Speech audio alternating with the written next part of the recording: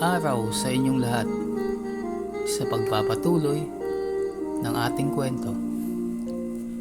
Hoy! Anong nangyayari sa'yo? Kanina ka patahimik dyan. Puna ng kaibigan at kaopisina ni Melissa na si Jane. Nanibago kasi siya kay Melissa dahil ngayon lang ito nakitang wala sa mood. Sa lahat ng kasama niya sa trabaho ay ang asawa ni Mike ang kasundo niya dahil palangiti si Melissa pero hindi madaldal.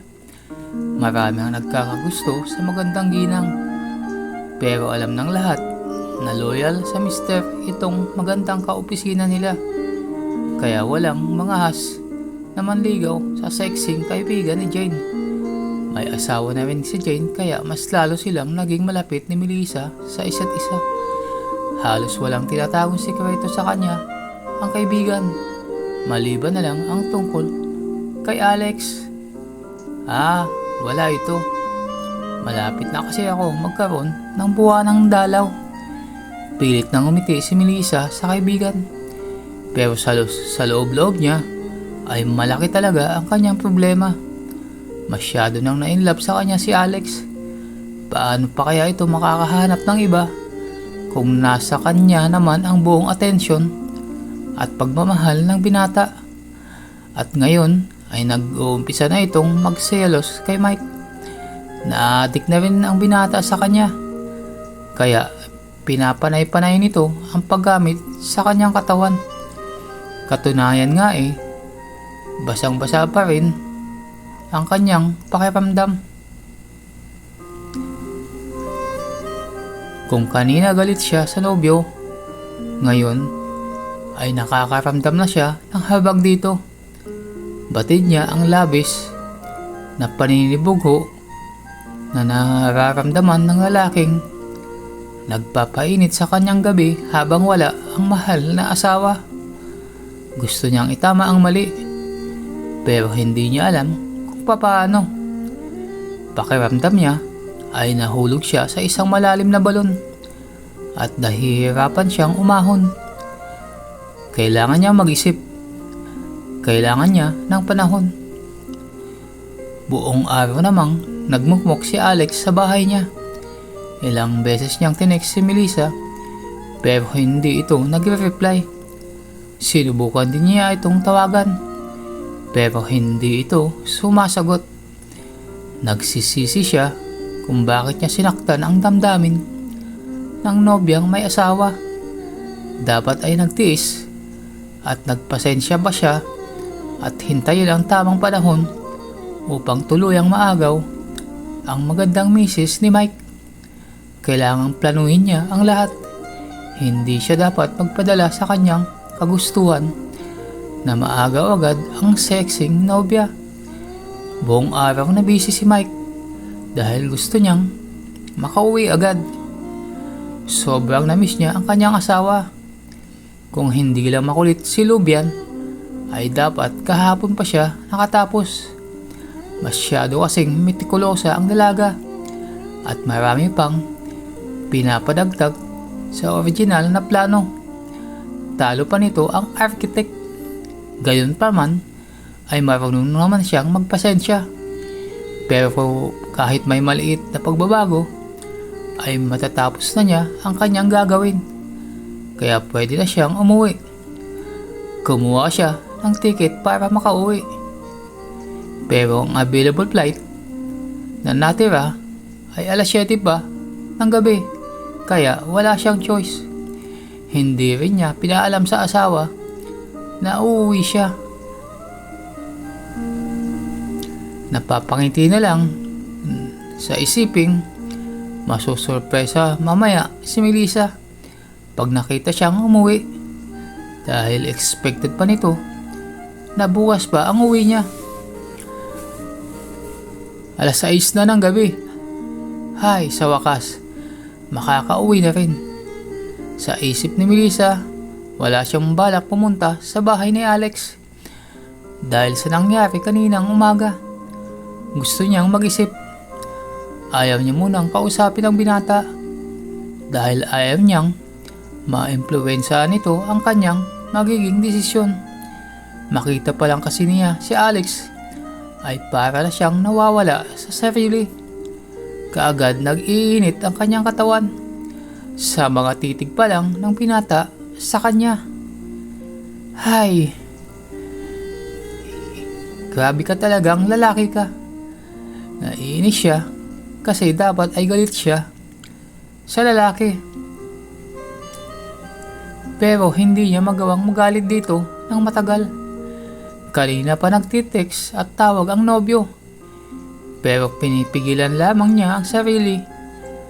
Nakausapin ito, although maraming beses na siyang natuksong replyan ang mga text nito sa kanya. Paglabas sa trabaho, nakita ni Melissa si Alex na nakaabang sa kabilang kalsada. Nakasanda lamang ito sa kanyang tricycle at nakasalamin. Biglang kumabog ang kanyang dibdib at para bang gusto niyang tumakbo papunta sa lalaki at yakapin ito. Pero nagpigil siya. Parang miss na niya ang nobyo. Gayong magandang magdamag na silang magkasama kagabi. Ibang-iba ang pakiramdam ni Melissa. Nakapako siya sa kinatatayuan. Nagtatalo ang kanyang isip at damdamin. Bahala na sa isip niya. Akmang ihahakbang na niya ang mga paa papunta sa binata nang maramdaman niya na may tumapik sa balikat niya. Si Jane pala ito. Oy, friend, sabay ka na sa amin. Andyan si Habi, sinusundo ako. Anang nakangiting kaibigan. Wag na, Jane. Magkaiba ang direksyon. Nang sa inyo, maaabala lang kayo. Tanggi ni Melissa. Sabay pa simpleng lingon sa direksyon ni Alex. Ay sus! Wag kang mag-alala. Doon kami papunta sa katabing subdivision nyo. Kasi birthday ng pinsan ko. Kung gusto mo, sumama ka na lang sa amin doon. Pamimilit ni Jane. Naguguluhang sumama si Melissa sa kaibigan. Para namang tinusok ang puso ni Alex nang karayom nang makitang sumakay sa kotse ang nobya kasama ang katrabaho nito. Iniisip niya na umiiwas si Melissa sa kanya. Sa loob ng sasakyan, masayang nagkikwento si Jane sa kaibigan. Panakanakang sumasabay din sa kwentuhan si Kaloy na mister nito. Pangiti-ngiti lang si Melissa habang nakikinig sa kaibigan at minsan ay nagsasabi ng opinyon. Nang matapat na ang kotse ng mag-asawa sa subdivision nila, ay pinahinto niya ito at nagdahilan na masama talaga ang pakiramdam. Kaya hindi na sumama sa mag-asawa. Habang sakay naman ang tricycle, si Melissa ay chinik niya ang kanyang cellphone at nabasa niya ang text ng asawa niya at pati na kay Alex. Una niyang binasa ang mensahe ng mister at nag-reply din siya agad. Nangungumusta lang ang asawa at sinabihan siya na bukas pa lang tanghali ang uwi. Natutuwa naman siya at may dahilan na naman siya sa sarili na wag muna makipagkita sa kalaguyang binata at para makapag-isip na rin kung tuluyan na nga bang makikipaghiwalay sa nobyo. Sunod naman niyang binasa ang text ni Alex. For sorry at explanation ang mga mensahe nito sa kanya. Hindi din siya nakatiis this time. Nag-reply na siya. Hindi siya uuwi sa bahay ng binata ngayon at bigyan muna siya ng panahon para makapag-isip ng mabuti sa mga nangyayari. Sinabi din niya sa binata na uuwi bukas si Mike, kaya kailangan nilang dumistansya uli bilang respeto sa asawa at pag-iingat na rin. Hindi na nag-reply ang binata sa huling text niya. Hindi napansin ni Melissa na nakalilis pala ang kanyang skirt, kaya libreng-libre ang mata ng driver ng tricycle na pagpiestahan ang kanyang makinis at malalabanos sa puti na hita. Kunting orong na lang ay makikita na ang kanyang panloob. Natapos ang pagpapantasya ng lalaki nang pinahinto ni Melissa ang tricycle dahil nasa tapat na ito ng kanilang bahay. Hinayang na hinayang naman ang driver ng tricycle. Pagkatapos ng mag-shower ay agad tinawagan ni Melissa si Mike. Gusto niyang matuon ang atensyon sa asawa dahil kanina pa talaga niya gustong pumunta sa bahay ng binata. Tukso, kailangan niyang kontrolin ang sarili. Masaya silang nagkwentuhan ng mag-asawa. Pero lingid sa kaalaman ng may bahay,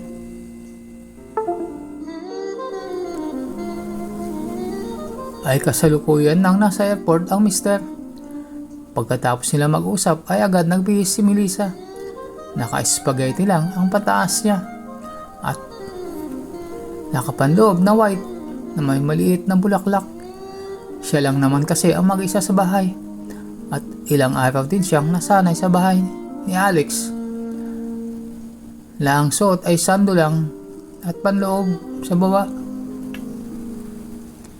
Hay, bakit ba? Pabalik-balik ka sa isipang Kulex.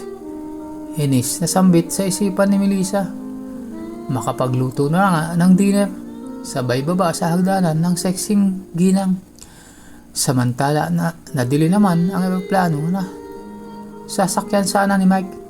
Hindi naman niya alam kung anong oras siya makakauwi. Bit-bit ang ibang pasalubong na hinangker niya. Tahimik lamang siyang nakaupo sa sulok. Marami ng babae ang nagpapapansin sa kanya. Pero malayo ang isipan niya. Alas 9:30 na, naka-onboard sila Mike sa eroplano. Karamihan sa mga pasahero ay iritado na at mababanag sa mukha nila ang pagod. Sa mga oras na yun naman ay naghahanda na si Melissa sa pagtulog. Katatapos lang niyang maligo at nakaupo sa harap ng tukador. Naglalagay ng lotion sa kanyang binti. Nang tumunog ang kanyang cellphone, si Alex, bigla siyang nakaramdam ng pagkahilo at ang lakas ng tahip ng kanyang dibdib. Hindi siya takot kundi excitement ang kanyang nararamdaman. Kanina habang naliligo siya ay napakainit ng kanyang pakiramdam. Siguro ay hinahanap-hanap niya ang karinyo ng nobyo niya. Hindi lang sila nag-aaway kaninang umaga ay malamang magkasama sana sila ngayon at nagsasalo sa mainit at bawal na pagkakataon. Hello? Nauutal na sagot ng ginang. Mahal, pwede ba tayong mag-usap? Si Alex sa kabilang linya. Ha? Go ahead, sagot ni Melissa. Nalilito siya kasi baka mawala na naman siya sa tamang pag-iisip at makipagsalpukan ulit sa binata nang hindi pa naayos ang hindi nila pagkakaintindihan. Gusto kitang makausap ng personal, Mel. Parang awa mo na. Pagsusumamo ni Alex sa nobya at may halong pagtangis pa ang tinig nito sa kabilang linya. Naantig naman si Melissa. Lumambot saglit ang kanyang puso at gusto rin pagbigyan ang nobyo. Pero nagdadalawang isip siya. Sa huli ay mas pinili niya ang tumanggi. Alex, wag muna ngayon. Magulo pa ang isipan ko. Kahit sandali lang, mahal ko. Andito ako sa loob ng bakuran nyo. Umakyat pala ang binata sa pader para makapasok. Sira ka ba? Paano na lang kung may makakita sa'yo? Napakunot ang noo ni Melissa at lalong kinabahan. Magkahalo ang pag-aalala at excitement dahil andyan lang pala ang binata sa loob ng bakuran at siya lang mag-isa sa bahay. Mabilis na dinampot ni Melissa ang puting nighties na nakalapag sa kama. Wala siyang panloob pataas pero nakasuot na siya ng panloob pambaba na terno ng kanyang suot. Dali-dali siyang bumaba sa hagdanan papuntang sala. Hindi na niya sinindihan ang ilaw. Bagkus ay ginamit lamang ang cellphone upang bigyang liwanag ang daraanan. Pinatay niya kasi ang ilaw kanina ng buong bahay except sa likod ng bahay at sa harap ng gate at sa kwarto niya. Pagbukas niya ng pinto ay agad siyang niyakap ng binata. Dahil sa kanilang pagkakadikit ay naamoy ni Melissa na amoy alak ang binata. Nag-inom ka na naman. Yan lang ba ang kaya mong gawin bukod sa magselos sa asawa ko? Paunang salita lang sa sexing misis sa kalaguyo. Lalong humigpit ang pagkakayakap ng nobyo sa kanya at nag-umpisa ang humagulgol na parang bata si Alex. Para namang natutunaw ang puso ni Melissa dahil sa habag. Dahil hindi naman talaga siya galit sa binata. Dahil kanina pa ito humupa. Habang nakayakap ang binata sa kanya, ay unti-unti silang humakbang papunta sa sopa at doon mupo. Nakayakap pa rin ang binata at panay ang paliwanag sa nobyang asawa ni Mike. Akala ko ba na uunawaan mo ang sitwasyon ko? Nasaan na ang usapan natin, Lex? Kaya tuloy, parang ayaw ko na. Emosyonal na sumbat ni Melissa. Sorry, Mel. Mahal na mahal lang kasi kita. Patawarin mo na ako.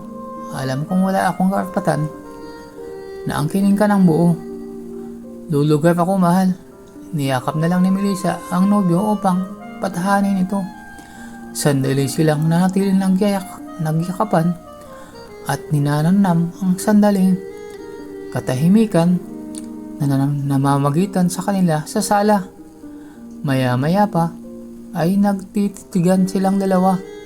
Kahit madilim ay nakakapasok pa rin ang ilaw na nagmumula sa gate papunta sa sala. Kung kaya't nasisilayan pa rin nila ang kanilang mga muka.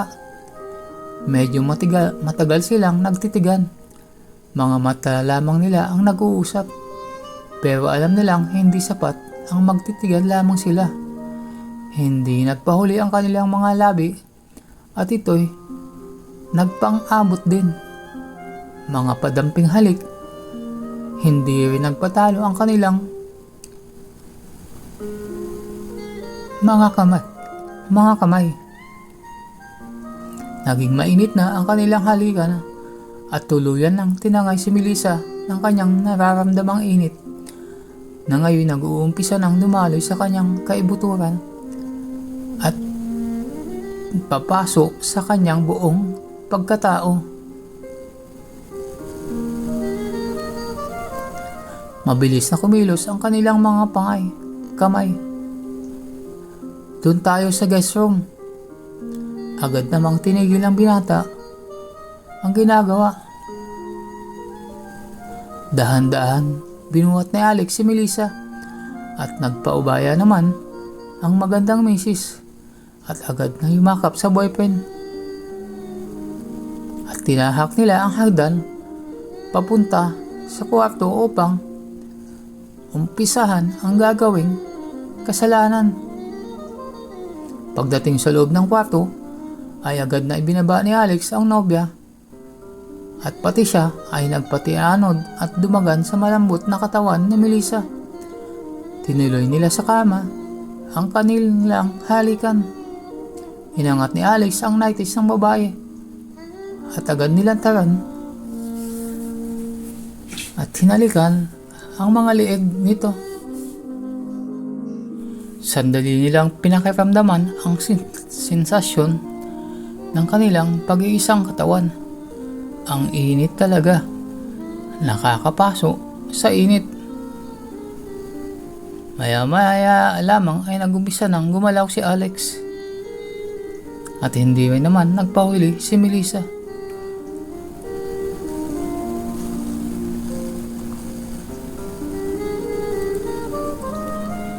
Hingal na hingal silang dalawa na para silang tumakbo ng 300 meter pagkatapos tagaktak ang kanilang mga pawis at kapwa humahagok sa sobrang intense ng kanilang salpukan.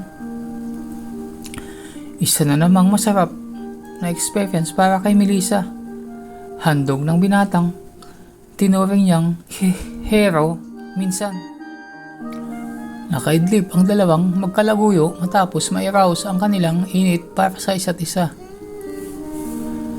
Mahigpit din silang magkayakap na akala mo ay totoong asawa ng ginang ang lalaking nakapalupot sa kanyang katawan.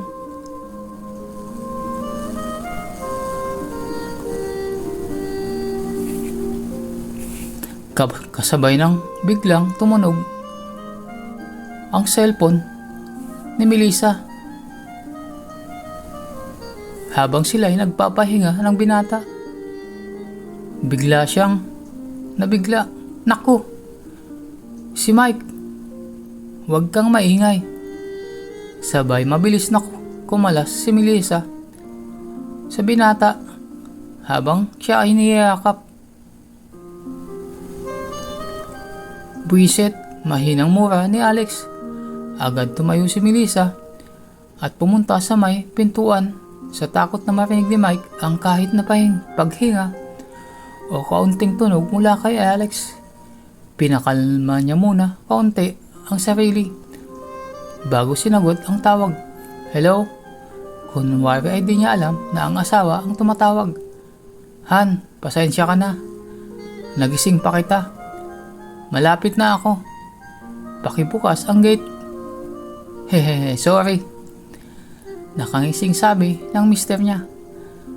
Akala ko bukas ka pa uwi. Gulat na sagot ni Melissa. Lalo tuloy siyang nataranta. Sorry, gusto sana kitang isurprise. Kaso na-delay ang flight ko. Maaga pa sana akong nakauwi. Sorry talaga, explain ni Mike. O siya, bubuksan ko na yung gate. Si Mike parating. Natataranta na si Melissa. Mabilis ang takbo ng isip. Gusto niyang paalisin agad si Alex. Pero baka makita siya ng asawa. Magtago ka sa cabinet.